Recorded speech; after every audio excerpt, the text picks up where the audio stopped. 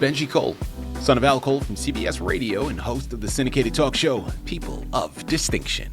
The talk that gives you an in-depth view of some of the most dynamic, intelligent, and successful people on the planet. Run to our website, alcoleenterprises.com for more info. Email me through benji@alcoleenterprises.com if you'd like to get involved with what we have going. And as always, please continue to like and follow our broadcasts. People of Distinction is internationally syndicated solely due to the love and support that you all continue to give. We're available across all major distributors, and as long as you keep following, we're going to continue to put out the content.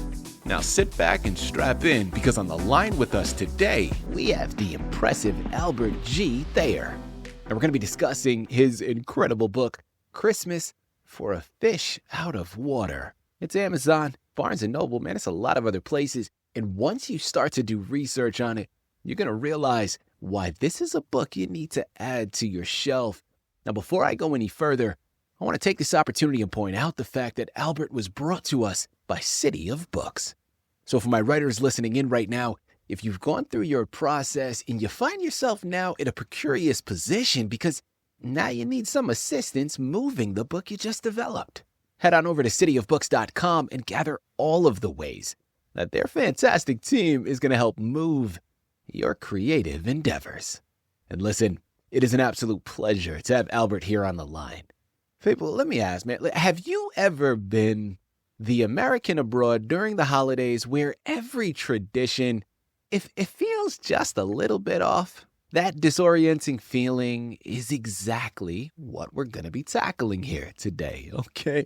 Now follow me, because we're going to be speaking with the author of Christmas for a Fish Out of Water. It's a book that acts as a lifeline, in a sense, for exchange students and service members stationed overseas. And we're going to unpack the unique customs so that they can trade that feeling of being lost for one of genuine connection.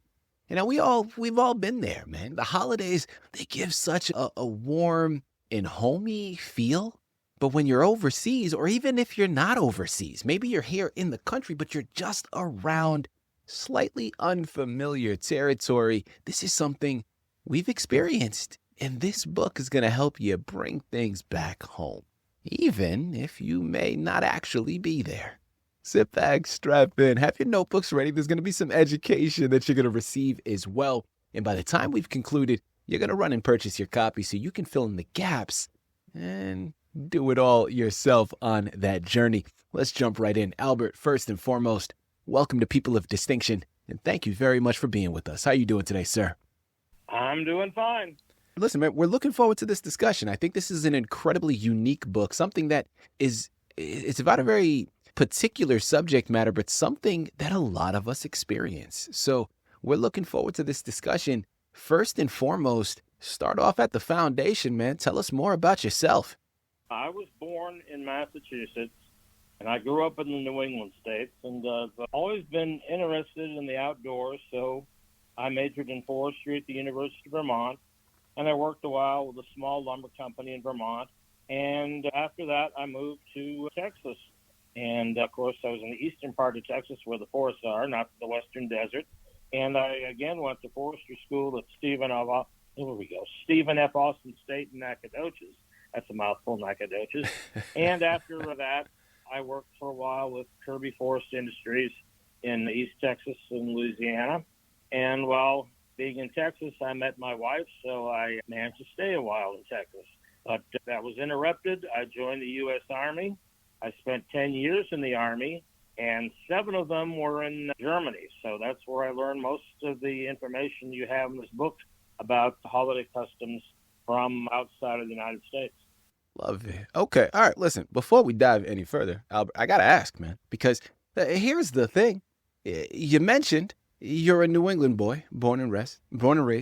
And so I knew that there was a reason why we had a connection. Myself, I am also a New England boy. Now, I've lived in Los Angeles now for almost 20 years, but born and bred in Providence. I'm actually a URI alum, and you're from my neck of the woods. Now, here's the thing, Albert. When I was speaking to you on the pre-screening call, I'm not picking up on any of those regionalisms, man. New England dialect is usually a pretty strong accent and is very identifiable.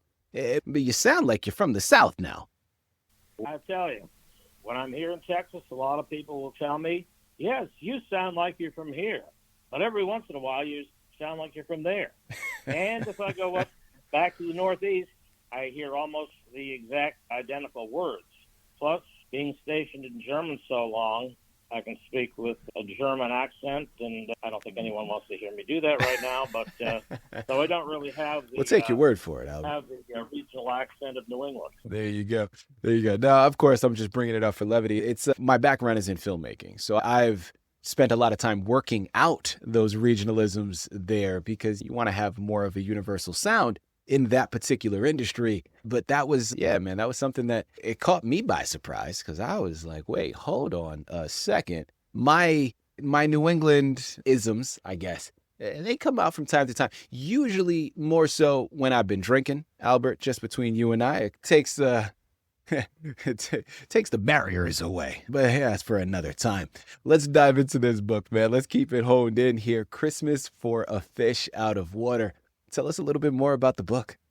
The book didn't actually get started as a book. I wrote essays, and these essays were meant to essentially go with my Christmas cards. A couple of times I thought about publishing in a magazine, but didn't get very far. Well, my wife was still alive. She's no longer living. Hey, this is pretty good. Maybe we can get this together, have your daughter illustrate it. My daughter's very good at illustrations, by the way. But that never really worked out. So I had 2 essays, which I'd written over the years, and essentially they were just included with my Christmas cards. One tells about eating black-eyed peas on New Year's Day in Texas, which wouldn't be of any interest to anybody in this part of the country where I am in Texas. But to New Englander, it would be very strange and bizarre what are black-eyed peas. And, of course, the other essay was called The 3 Christmases of Bavaria. And having been stationed in Germany close to 7 years, I could tell you about this. There's 3 basic celebrations.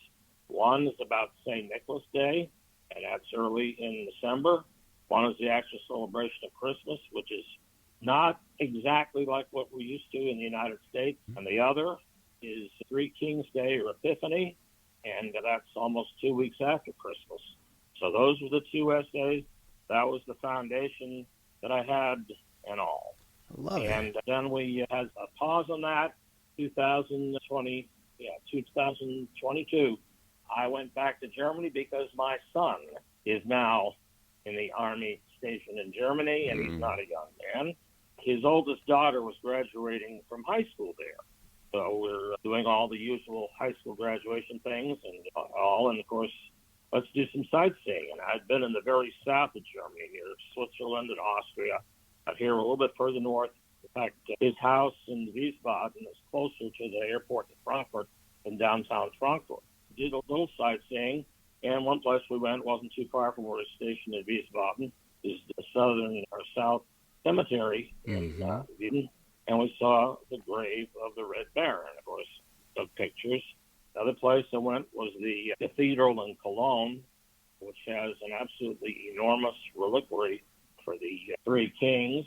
And, of course, I heard a lot of comments after I took the picture about what's this about 3 kings. How do we know those are the ones there? And I can tell you right now, I'm not an expert on holy relics.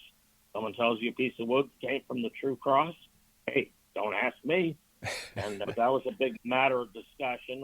So we had 2 pictures, one from the grave of the Red Baron, one from the cathedral in Cologne, and the other, which everyone found absolutely totally insane.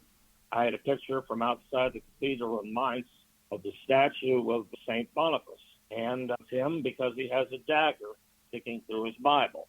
And people who are not familiar with German history, German customs, anything about this, it's what's this guy with a dagger sticking out of his Bible? Yeah. Weirdest thing I ever saw. So I got an idea for another essay. Of course, it took me forever and a day. That was titled Legend of St. Boniface and the Christmas Tree. And that, of course, went along with the Christmas essays. But I never quite got it done in time to send out with Christmas cards another year. But the weird thing that year, I submitted some things to the local newspaper about my son in Germany. And so that they would understand, I included a couple of articles by other people, plus I included my thing from the Christmas cards about the 3 Christmases of Bavaria. Lo and behold, Christmas Eve, open up the newspaper, main featured essay, they have my article on the Three Christmases in Bavaria. I think I'm good enough to publish, and maybe I ought to go somewhere. Plus, I had this essay, which I think I finished maybe a day or two before Christmas Eve, so couldn't go out with the Christmas cards. I got the idea. I think I'm going to try and put this together to write a book. And I don't know what I was getting into. I don't know if I'd have gone through it all everything. It's like more than I ever expected. But the book has been published. It's been illustrated, and it actually has things to give people for close relatives for their birthdays and other occasions. So that's pretty much the way that went. People, not only is this a great book to add to your shelf, but it's a great gift to add to someone else's as well. So I'm going to say it again. It's Amazon, Barnes & Noble. Remember, it's entitled Christmas for a Fish Out of Water. This is one you're going to want to embark upon, written for children, but I promise you, adults out there listening in, man, this is going to be a fantastic education for you as well. And I want to go into a little bit more of that education now, Albert, because listen, your book, man, it covers a wide range of traditions, from the deeply sacred, right, St. Boniface, like you've just mentioned a little while ago, and also to the seemingly superstitious when you're talking about the Texas Black-Eyed Peas. I'm curious to know, because from an outsider's perspective, looking at it, they're great stories, very knowledgeable, but a wide array and very eclectic. From your perspective, what is the common thread that you find ties all of these diverse customs together into the tapestry of Christmas? Okay. Big thing, of course, is the time of the year that they take place. St. Boniface is, at least according to legend, the one who started the custom of the Christmas tree. And I was pretty straightforward, just having known the legend until I did research, and it's not, but that's all in the book. It's New Year's Day for the Black-Eyed Peas. So all of this centers around Christmas. I also wrote about Silent Night and how it came to be. A priest named Joseph Moore, that's spelled the same as Joseph in English, but Joseph Moore wrote the poem, and there's a couple of stories, but essentially the organ in the St. Nicolas Church broke down. They weren't going to have any music for Christmas Eve, so we got Franz Gruber to write a song about that, or write the music, rather, for the poem, and they sang it for Christmas Eve, and eventually it became famous worldwide and all. And a lot of people aren't familiar with this Christmas carol at all. In fact, sing it in German once, I was like, oh, you're singing this song in a strange, weird foreign language. It was written in German. But all of these take place at Christmas, and where I'm originally from, the New England states, at one time or another, being a fish out of water. Never eaten black-eyed peas before I came to Texas, and I had never heard of eating them on New Year's Day. But they're all tied up right to the season, and all of them can make you feel like a fish out of water. Albert, I love that you ended talking about the Black-Eyed Peas story, because I know in the book you end on that one as well. And I'm curious, man, was it just by happenstance, or was there a particular reasoning behind closing out with that particular American custom?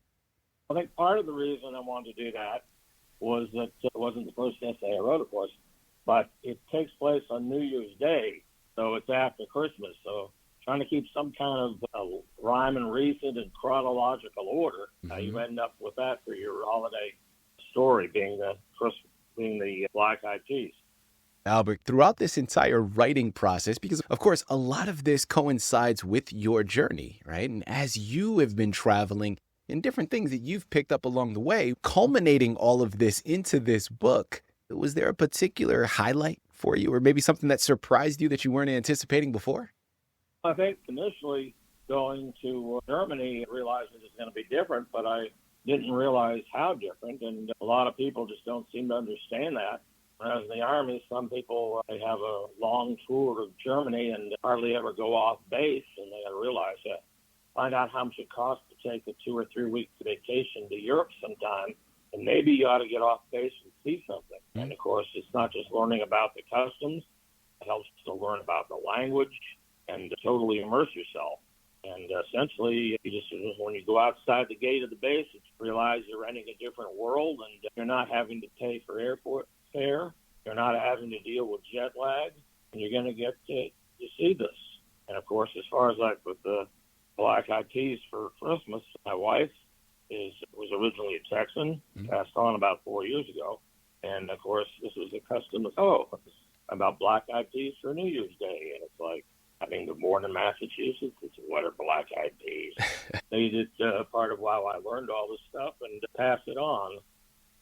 People, listen, man, this is a fantastic education, but it's something that is so deeply personal to Albert. But I can already see when you add it to your shelf, you embark upon it, the stories and the journey that you're going to be able, the memories, rather, that you're going to be able to create with those around you, I think is such a gratifying piece to all of this. Like I said, man, you're going to learn things. You're going to develop new customs and traditions, hopefully within your family that are based on these.